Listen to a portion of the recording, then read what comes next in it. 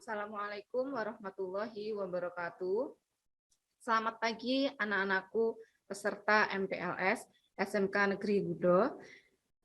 Semoga kita semua hari ini senantiasa diberikan kesehatan dan perlindungan oleh Allah Subhanahu wa Ta'ala. Perkenalkan, saya adalah Ibu Arini Nuraini, salah satu guru produktif jurusan Tata Busana di SMK Negeri Budo.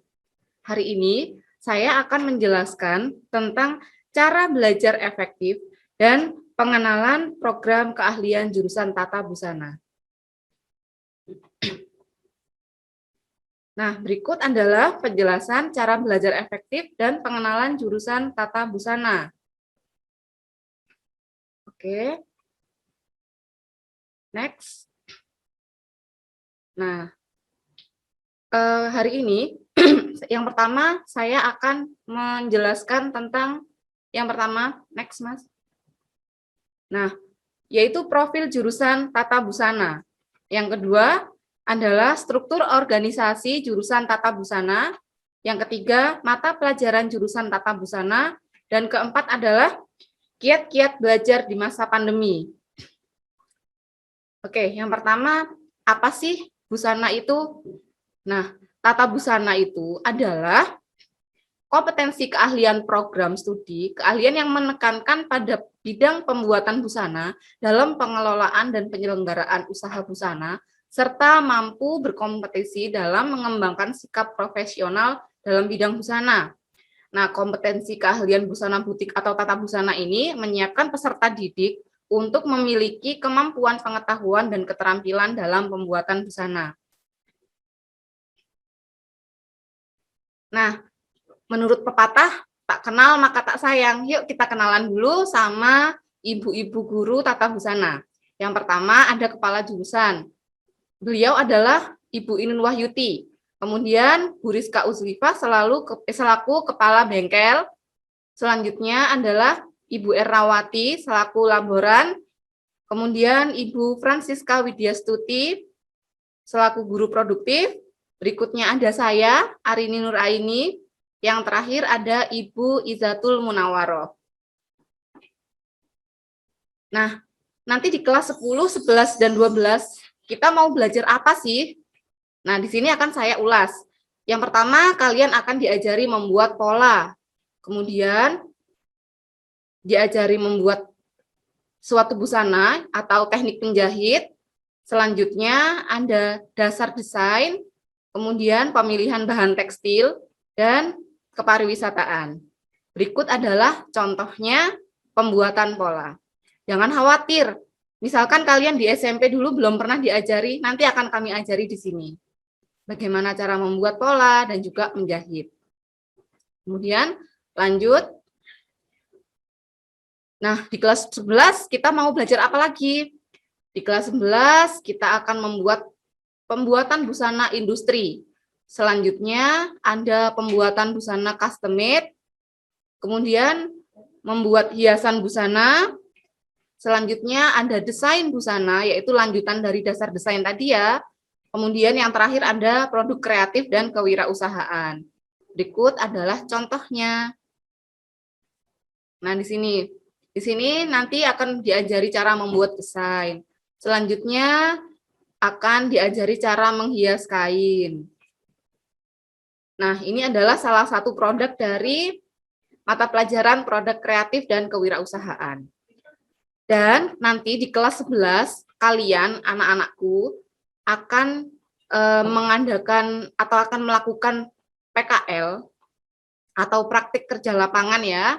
Nah, ini nanti akan melaksanakan PKL selama 4 bulan di tempat-tempat yang sudah kami pilihkan, seperti Puja Septa Kebaya, Modus Widya Indah, Nina Collection, dan lain-lain. Nah, di kelas 3, nanti kita akan belajar apa?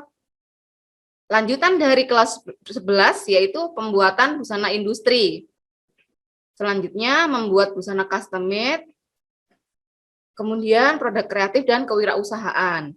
Nah, sudah nanti di kelas 3, selanjutnya, akan ada Nah, ini contohnya dulu ya, contoh pembuatan busana industri seperti ini. Jadi bagaimana cara membuat busana di industri? Nah, nanti akan kami ajarkan di kelas 2 dan kelas 3. Kemudian, ini cara membuat busana custom made. Nanti di akhir pembelajaran kelas 3 akan ada uji kompetensi. Nah, uji kompetensi keahlian ini, kalian nanti akan membuat baju, entah itu baju pesta ataupun baju kerja, itu selama 3 hari. Bagaimana Bu, kalau saya tidak bisa? Jangan khawatir, karena pasti nanti akan dibimbing oleh ibu-ibu guru. Nah, setelah itu, nah ini poin yang penting, bagaimana sih cara belajar di masa pandemi? Nah, berikut akan saya ulas. Yang pertama, tentukan suasana ruang untuk belajar. Belajarnya juga harus diperhatikan, jangan belajar di ruang tamu. Kalau ada tamu kan mengganggu ya. Nah, nanti tidak fokus. Kemudian yang kedua, sekolah daring sama dengan sekolah luring atau offline. Jangan anggap sekolah daring itu akhirnya kalian bisa bermalas-malasan. Tetap anggaplah sekolah daring itu seperti kayak kalian sekolah biasanya. Tetap jamnya jam 7 mulai belajar ya belajar. Kemudian yang paling utama adalah fokus. Ingat, fokus. Jangan pernah disambi-sambi. Ketika kalian melakukan pembelajaran, jangan disambi nonton TV. Atau jangan disambi belajar sambil tiduran di kasur. Pasti nanti ketiduran. Nah, selanjutnya, belajar secara berkala dan berulang-ulang.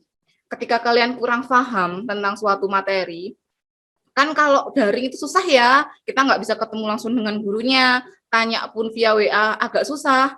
Nah, itu kalian baca aja dulu, dibaca berulang-ulang materinya, soalnya dibaca lagi, kurang paham, dibaca lagi sampai 5 kali. Insya Allah di situ pasti ada titik terangnya. Kalau nggak bisa, baru silakan tanya ke guru pengajarnya. Nah, ini ada teknik untuk kalian belajar, namanya adalah teknik Pomodoro. Ini teknik menyeting alarm untuk belajar. Jadi, setting alarmnya selama 25 menit. Kalian belajar dulu selama 25 menit. Nanti ketika alarmnya berbunyi, istirahat dulu 5 menit. Setelah 5 menit, setting lagi 25 menit untuk belajar. Setelah itu, alarm akan berbunyi, kalian bisa istirahat. Begitu diulang-ulang ya. Yang terakhir adalah istirahat yang cukup. Kebanyakan kalian kalau daring itu pasti entah kalian siangnya main atau bagaimana, akhirnya istirahatnya di malam hari kadang-kadang juga bermain, akhirnya sampai begadang, ya kan? Nah, itu coba istirahat yang cukup, insya Allah kalian akan lancar belajarnya. Oke, nah setelah lulus saya mau apa Bu? Tata busana itu apakah harus menjahit? No, jadi tata busana itu bisa kalian melanjutkan kuliah. Saya enggak mau Bu, kuliahnya harus tata busana aja. Jangan takut, jangan khawatir. Kalian mau kuliah jurusan apa? PPKN, agama, matematika, bahasa Indonesia? Lancar kalau kalian pintar. Pasti bisa kuliah di jurusan umum, apalagi jurusan tata busana. Nah, kemudian, Bu, saya kepingin jadi Ivan Gunawan, seperti Ivan Gunawan. Oke, itu bisa kuliah atau kalau misalkan kalian tidak mau kuliah, bisa kursus. Jadi, karena tidak mungkin lulus SMK kalau kita tinggal tidur-tiduran, terus nggak pernah mencoba menjahit ataupun membuat desain, tiba-tiba jadi desainer, nah itu kan juga nggak mungkin kan. Nah selanjutnya, lulusan SMK Tata Busana bisa bekerja di garment bisa, konveksi bisa, butik bisa. Kalian mau bekerja di pabrik mana, misalkan di Surabaya ya ada pabrik garment, bisa sekali. Selanjutnya, nah Bu saya enggak boleh keluar, enggak boleh kerja di luar sama orang tua karena saya anak tunggal dan lain-lain, anak terakhir. Oke, lulusan tata busana bisa membuka usaha sendiri di rumah. Kalian hanya cukup menyiapkan mesin jahitnya saja. Nah, ini ada bidang pekerjaan yang nantinya bisa kalian tekuni ya setelah kalian lulus. Yang pertama ada professional tailor, kemudian konveksi pakaian industri yang seperti saya bilang tadi. Anda juga bisa membuat perlengkapan busana. Kemudian bisa juga sebagai operator atau asisten operator di garment. Kemudian Anda juga bekerja di bagian finishing, seperti memayet gitu ya, kemudian desainer, penjahit, pattern maker atau pembuat pola dan lain-lain. Berikut ini akan saya tampilkan video tentang penuturan dari alumni jurusan Tata Busana SMK Negeri Gudo. Yuk kita simak sama-sama ya.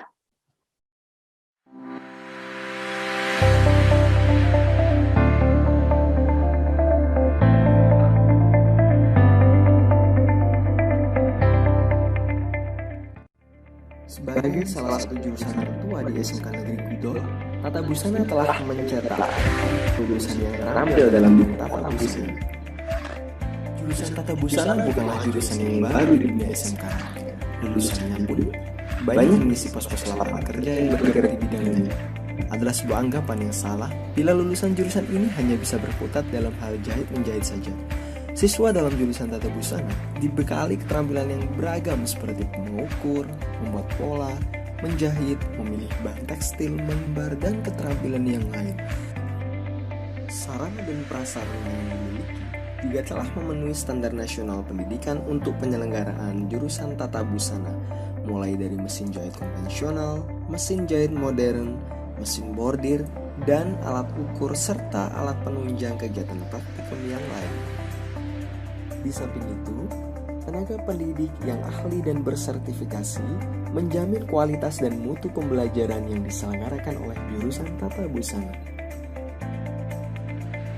Sebagai gambaran dan referensi, berikut kami sertakan beberapa profil alumni jurusan Tata Busana SMK Negeri Gudo.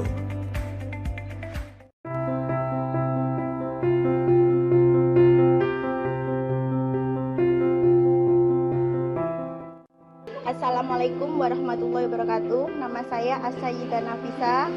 Saya adalah alumni SMK Gudo jurusan Tata Busana angkatan 2005. Saat ini saya sedang merintis usaha jahit jilbab mulai tahun 2015 bulan November tanggal 25. Saat ini saya memiliki 7 karyawan dan alhamdulillah produk kami sudah sampai Jakarta, Trenggalek, Madura, Jombang, Malang, ya daerah-daerah Jawa Timur. Sebagai lulusan Tata Busana, saya merasa bangga karena ilmu yang kami dapatkan selama ini di SMK Negeri sangat bermanfaat bagi kami dan teman-teman semua yang bekerja di sini.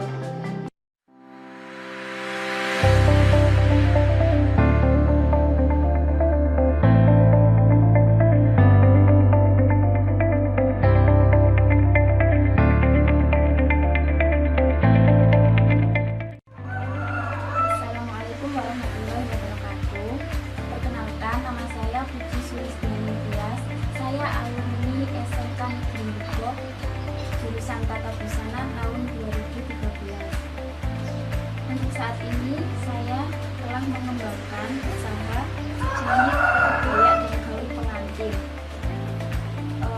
Usaha ini kita mulai tahun 2016. Saya adalah partner dari istri saya dan kita mengembangkan usaha ini sekarang berdua.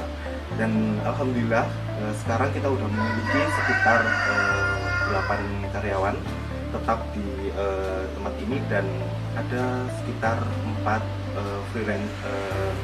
freelance di luar tempat ini.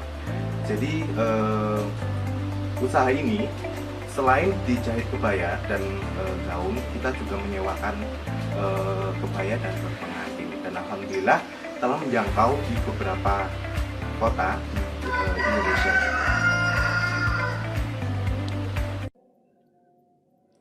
Assalamualaikum warahmatullahi wabarakatuh. Perkenalkan, nama saya Primadona Indah Dewi. Saya alumni SMK Negeri Gudo jurusan Tata Busana. Setelah saya lulus dari SMK Negeri Gudo, saya melanjutkan di Universitas Negeri Surabaya. Jurusannya sama, yaitu di jurusan Tata Busana. Alumni jurusan Tata Busana tidak harus melanjutkan pekerjaan seperti jadi penjahit, atau ikut bekerja di bidang yang lain, tetapi juga dapat melanjutkan kuliah di universitas-universitas ternama. Tata busana Bisa. Anak-anakku, percayalah, kalian sudah berada di jurusan yang tepat. Teruslah berusaha, terus semangat, terus berdoa. Insya Allah, keberhasilan akan ada di tangan kalian. Terima kasih, cukup sekian dari saya. Assalamualaikum warahmatullahi wabarakatuh.